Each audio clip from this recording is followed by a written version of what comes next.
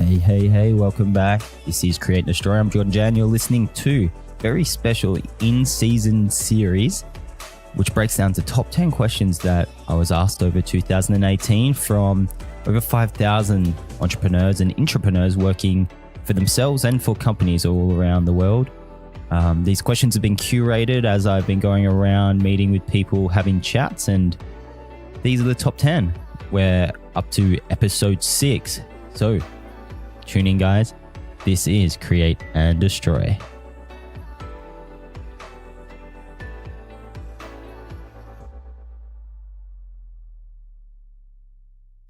So this question here might seem a little bit funny, especially if you're listening to this in a chronological order.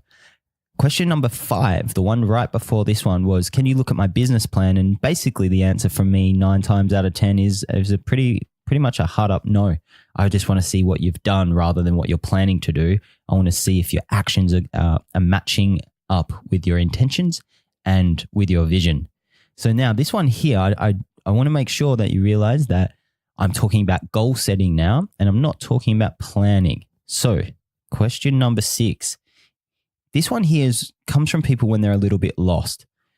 We all like to measure things. Everything that we do in sport, we measure it most of the time by scoring goals, or if you're running from pace or distance or something like that. And so in business, we're always looking for metrics that we can measure against ourselves and against our past selves to make sure that we're improving.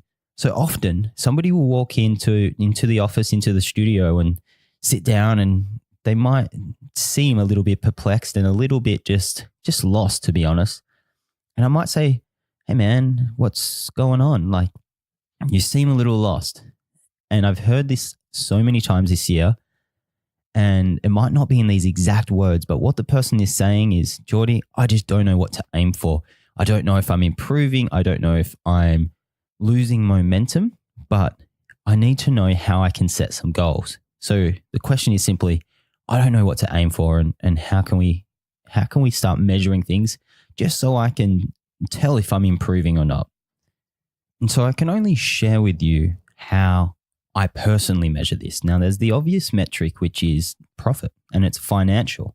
And we're talking about business, so that's probably the first metric that we're looking at.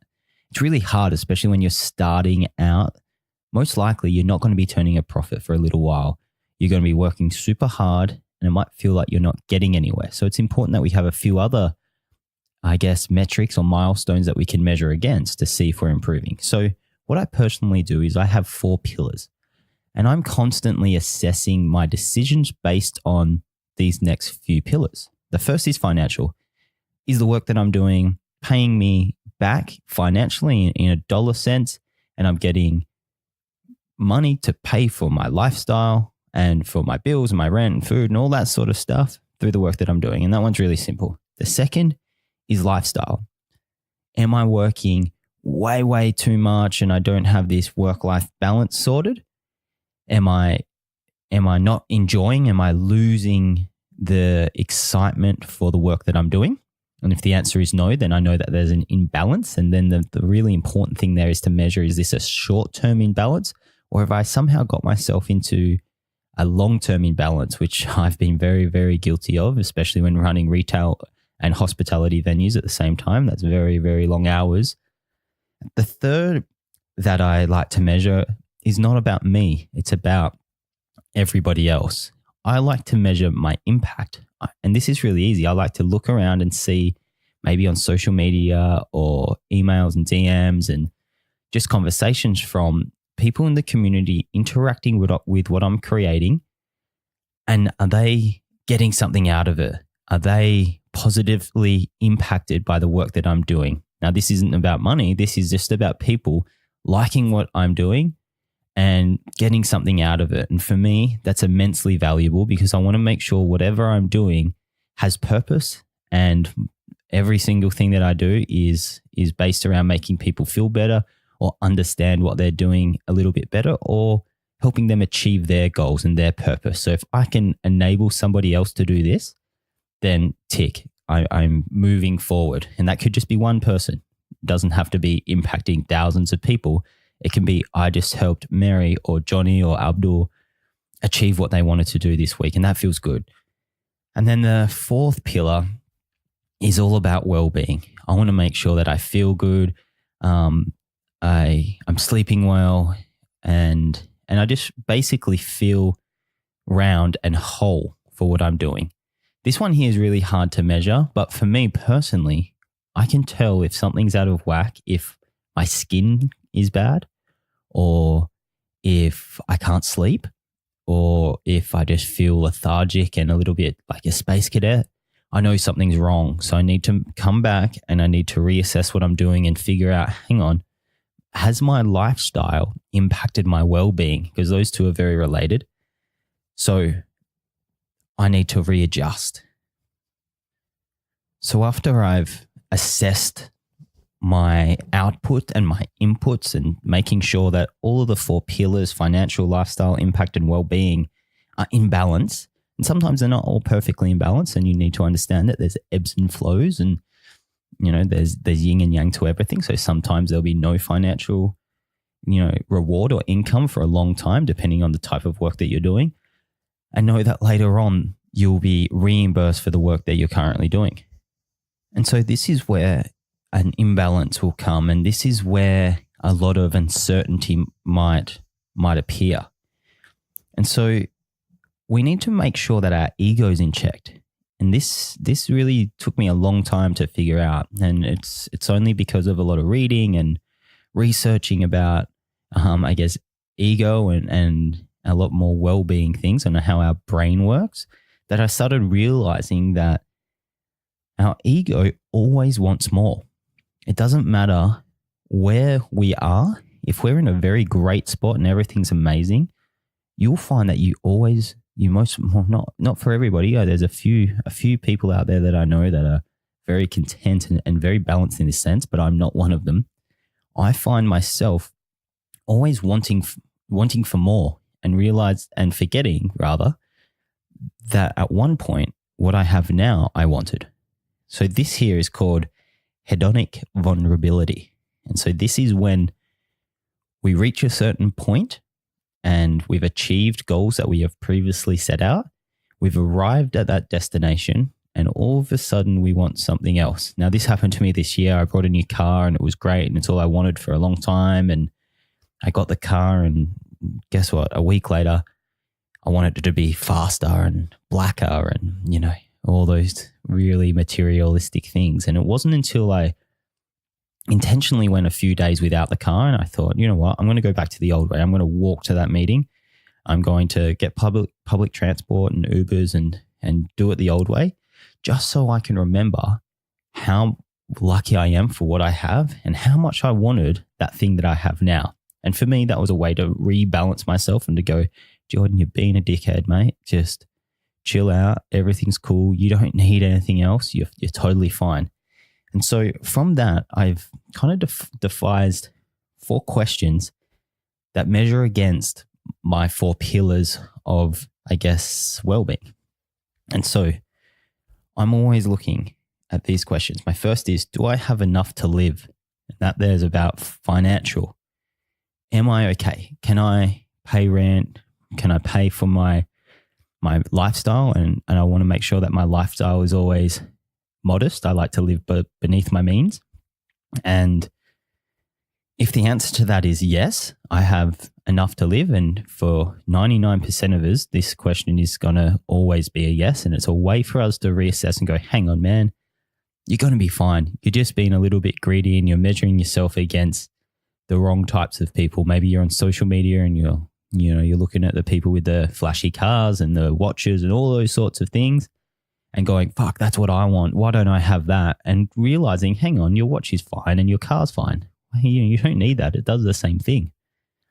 So that one there is just about readjusting ourselves. The second question that I ask myself is my work-life balance okay? I go, hey, have I seen my friends recently? Have I hung out with my girlfriend? Have I gone on date night or, just been able to jump on the phone or Skype with a friend for a couple hours? And have I done that? If I haven't reached out to my friends in a little while, I start feeling, lost and like I'm missing out on something. So I need to make sure that, hang on, work needs to chill for a second, and I need to make sure that I rebalance by checking in with life. And this might just be not about friends and family at all. This might be, hang on, I need to put the pen or the pixels down for a second, and I'm just going to go to the gallery, or I'm just going to walk around the block and grab a coffee and just enjoy living for this short, brief moment. It might be 10 minutes, and that just might be enough to rebalance yourself.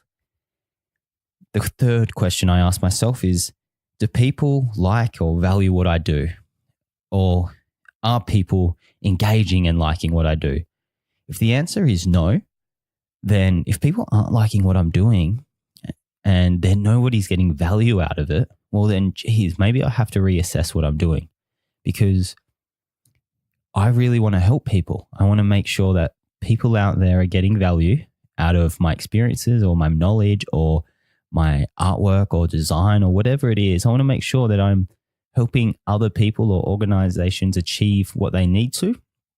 And if there's an imbalance there, maybe I need to reassess what work I'm doing. Maybe, just maybe, and this has happened to me many, many times, I've taken a job or I've taken on a project purely because of the financial side of the fence and not because of the work that I'm doing is going to create a positive impact. That there will throw everything out of motion. So now, out of, I guess, learning over and over and over, sometimes the hard way, I need to realize, hang on, is this going to create value? Am I going to really like this, or am I just doing this for the money?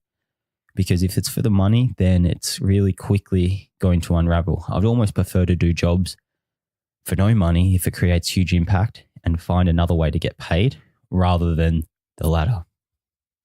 Now, the third is, how am I feeling? Am I feeling, a little bit shaken? Am I, a little bit lost or in the gray? Well, what's going on here?